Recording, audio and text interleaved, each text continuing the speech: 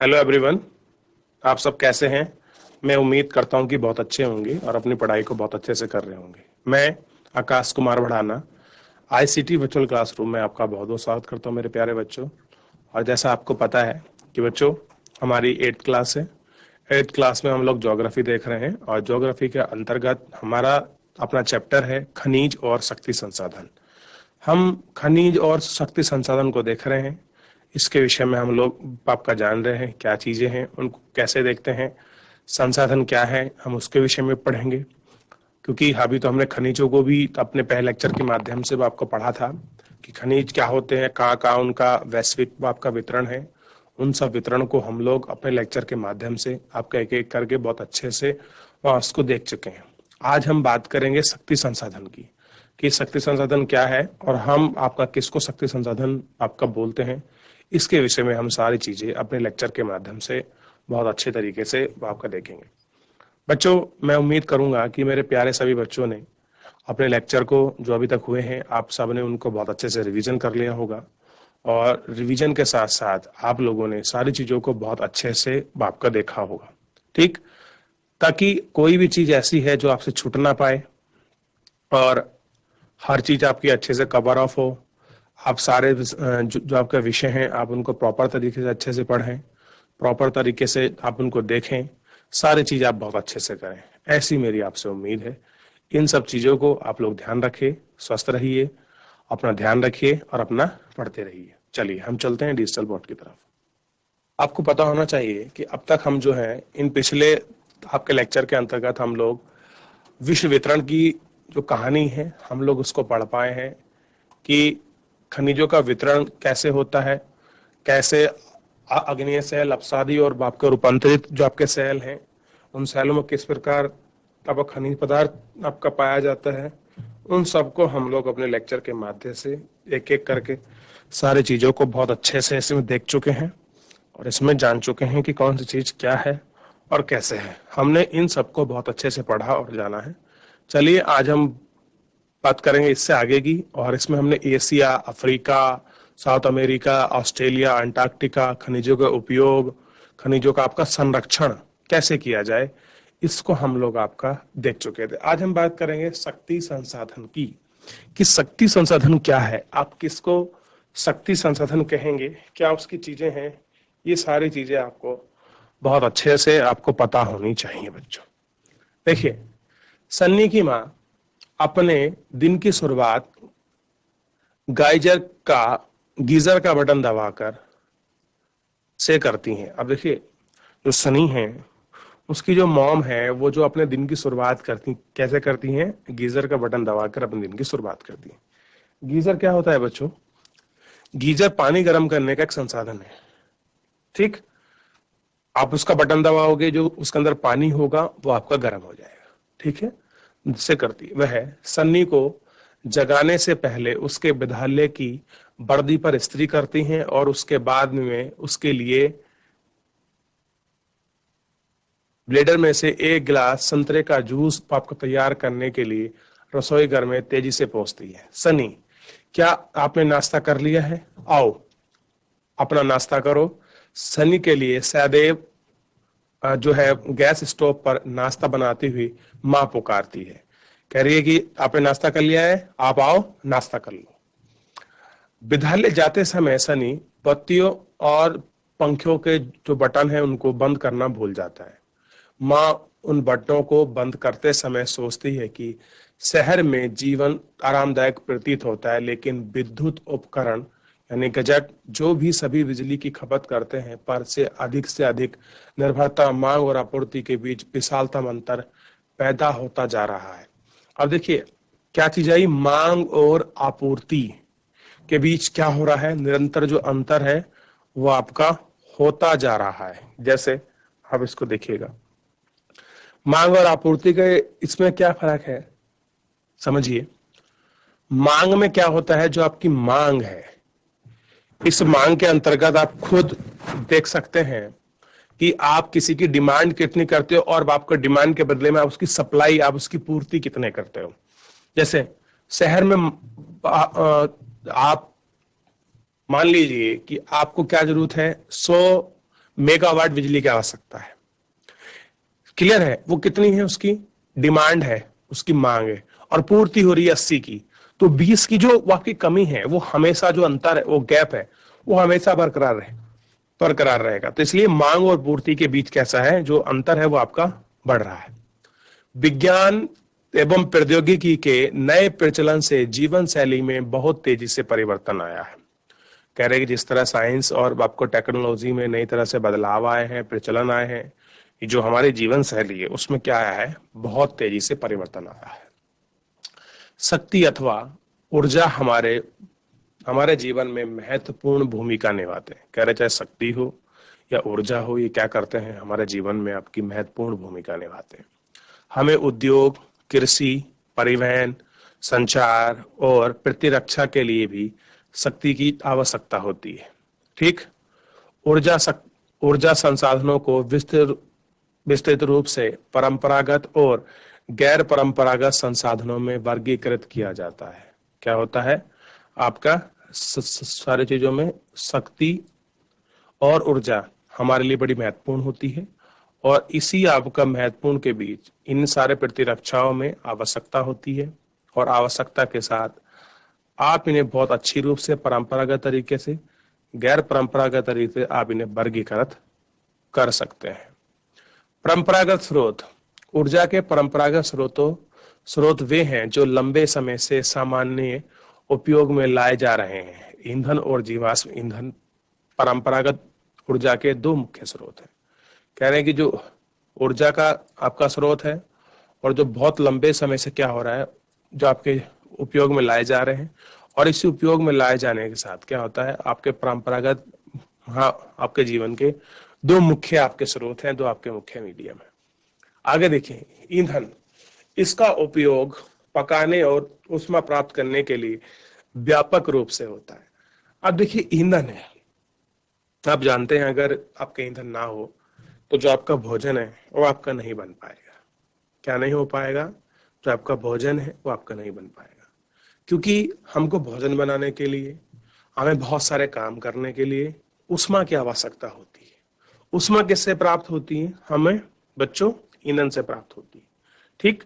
हमारे देश में ग्रामीणों द्वारा उपयोग में 50% से अधिक ऊर्जा ईंधन से प्राप्त होती है। यानी कि टोटल जितनी हमको हीट चाहिए, उस हीट का 50% हमको गांव में जो आपका ईंधन है उनसे प्राप्त होती है। यानी कि ईंधन हीट का बहुत बड़ा सोर्स है, मान सकते हैं। क्या है? ईंधन हीट का बहुत बड़ा आपका सोर्स है।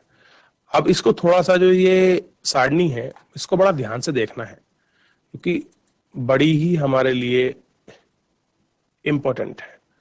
समझिए कैसे इंपॉर्टेंट है, अब इसको देखिए।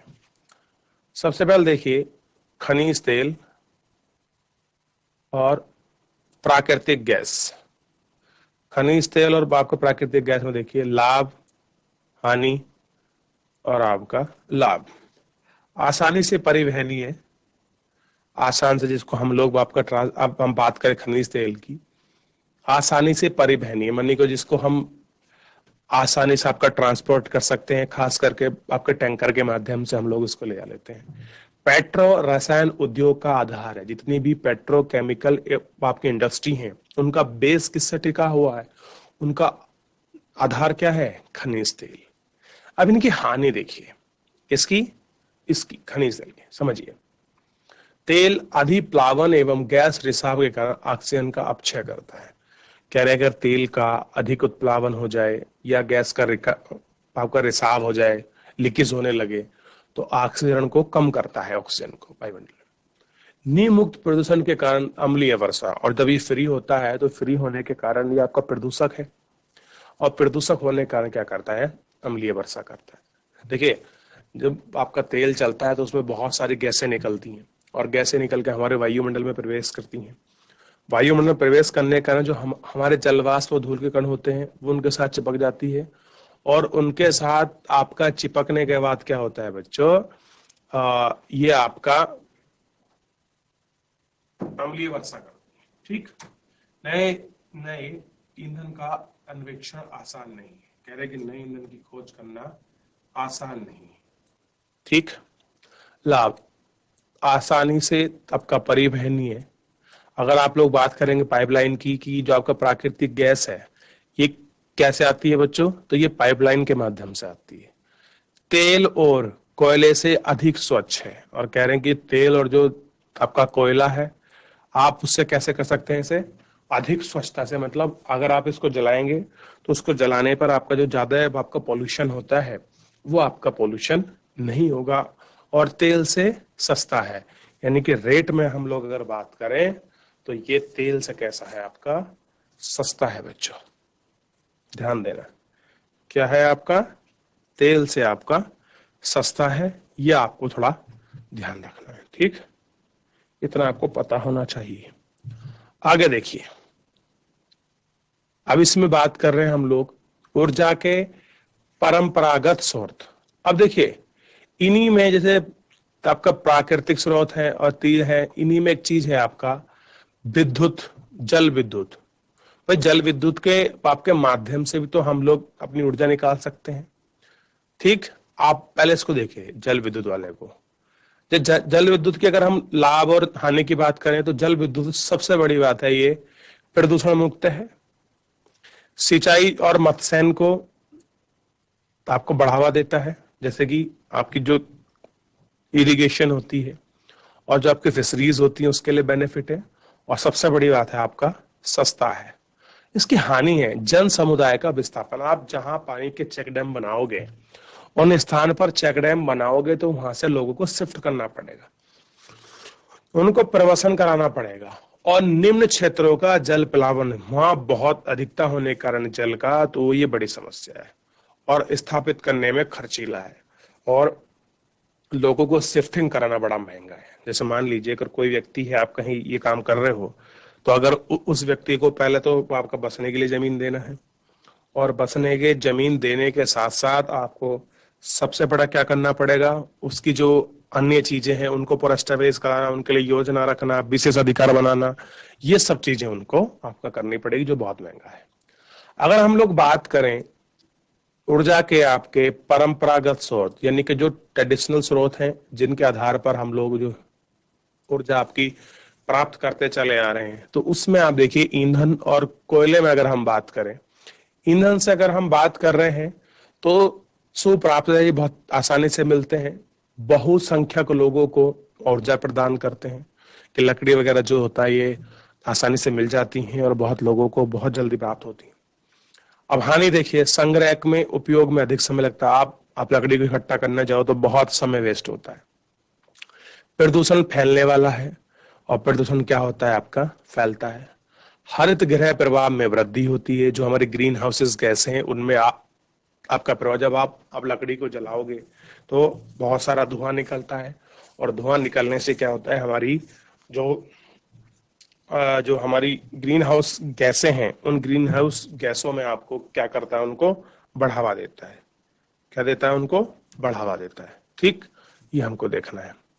आगे देखिएगा बच्चों आप इसी में, कि जो कोयला है, अगर हम लोग कोयला की बात करें, ठीक, कोयले का देखिए, अगर हम लाभ में देखें तो कोयले के अंतर्गत आपको साफ दिखाई देगा विस्तृत रूप में उपलब्ध है, हमारे यहाँ बहुत आसानी से मिल जाता है। कोई वैसा नहीं कि हमारे यहाँ कोई आपका कोयले की कोई आपका संकट है, ऐसा नहीं है। अब देखिए, विद्युत रूपांतरण के लिए उपयोगी है, हम इसको बिजली के रूप में आपका चेंजेस का रूप में कन्वर्ट कर सकते हैं। प्रदूषण का स्रोत है, और सबसे बड़ी बात है कि प्रदूषण बहुत होता है। आप कोयले को जलाओगे कितना धुआं निकलता है, कितनी डस्ट आती है। ठीक है, उसके लिए है।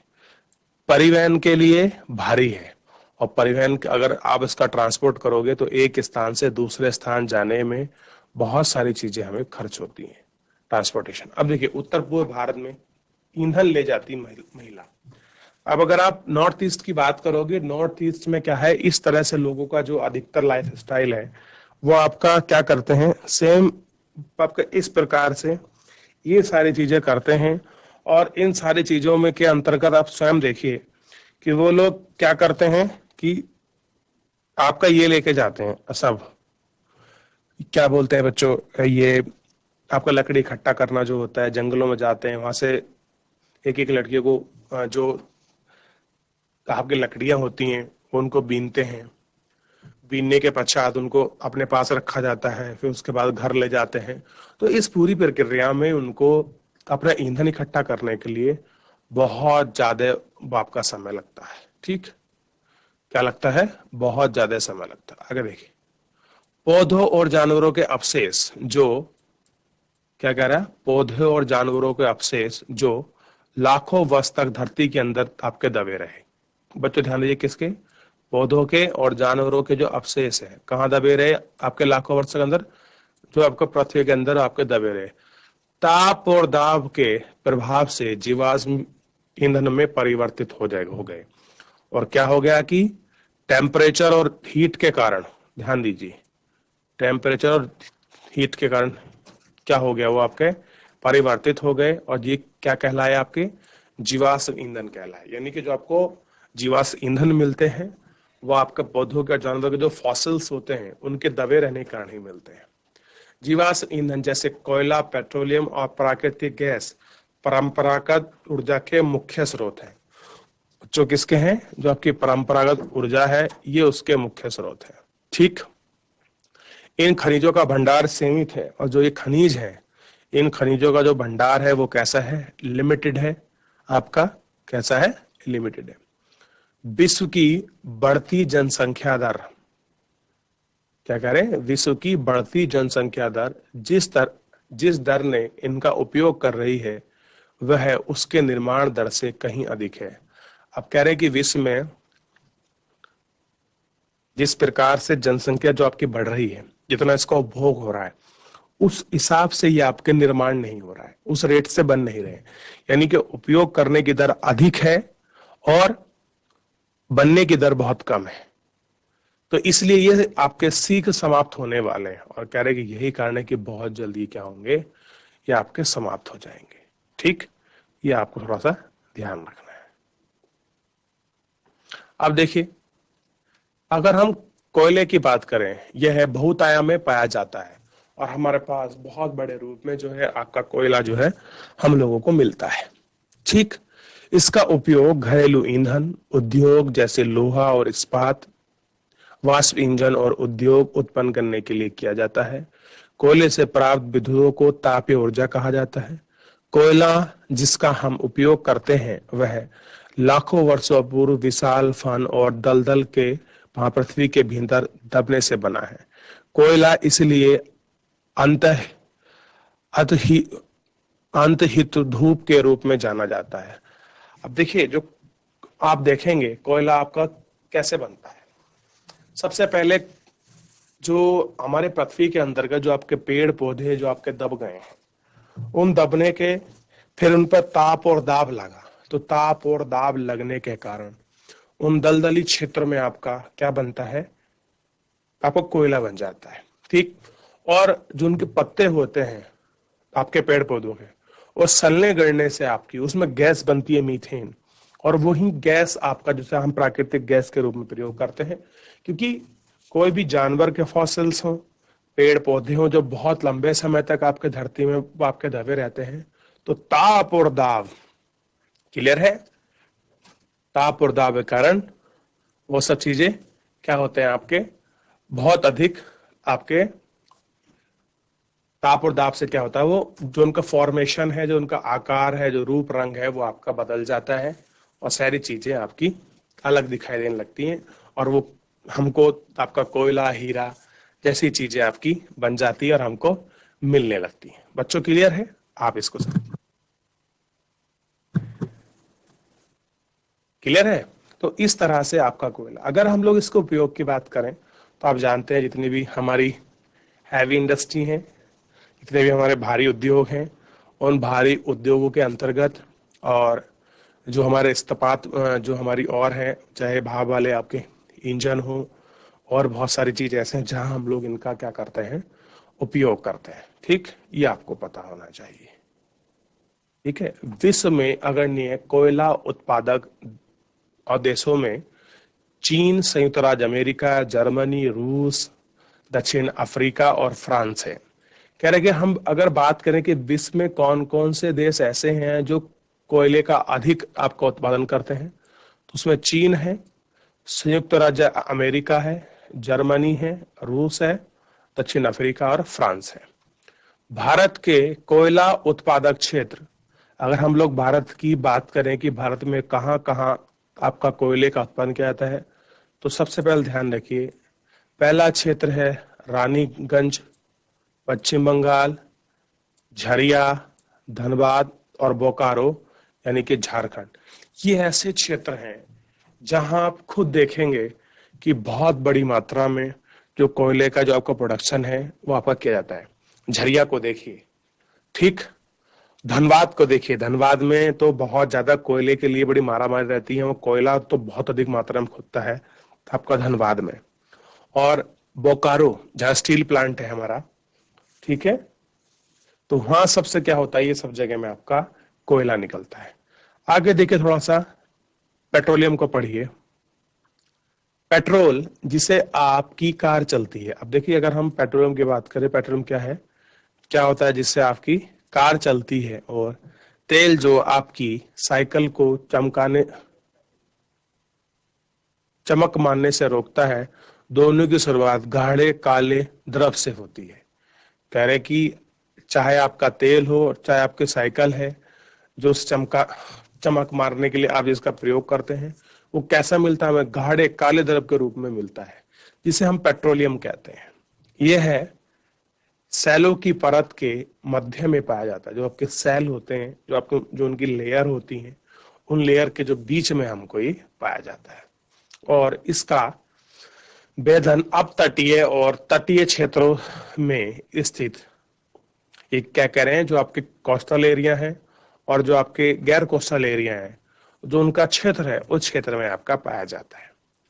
तदुपरांत इसके परिष्करणशाला भेजा जाता है, फिर उसको आपके रिफाइनरी में हम लोग इसको भेज देते हैं, जहां अपरिष्कृत पेट्रोलियम के उपक्रम से विभिन्न तरह में उत्पादन, जैसे डीजल, पेट्रोल, मिट्टी का तेल, मोम, प्लास्टिक, स्नेहक आपका तैयार किया जाता है। यानी कि इसी से हमारी बहुत सारी चीजें होती हैं।